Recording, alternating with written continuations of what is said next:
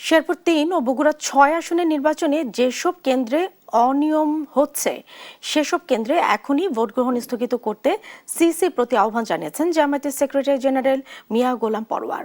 বৃহস্পতিবার দুপুরে দলের কেন্দ্রীয় কার্যালয়ে জরুরি সংবাদ সম্মেলনে তিনি এই আহ্বান জানান।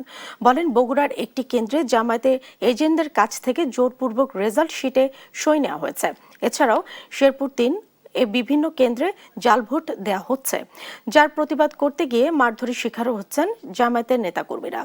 বলেন, বিএনপি সরকারের হাতে প্রথম নির্বাচনে এমন অনিয়ম হলে সামনের স্থানীয় নির্বাচনে কিভাবে ভোটারদের আকাঙ্ক্ষা পূরণ হবে। অনিয়ম যেখানে হয়েছে সেখানে আপনি ভোট গ্রহণ স্থগিত করুন, পুনরায় ভোটের ব্যবস্থা করুন। তাদের হাতে প্রথম দুটো উপনির্বাচনের এই যদি চিত্র হয়, তো সামনে স্থানীয় সরকার নির্বাচন সহ আর যেসব নির্বাচন হবে সেই নির্বাচনে আমরা কি করে ভোটারদের আকাঙ্ক্ষার প্রতিফলন আশা করতে পারি।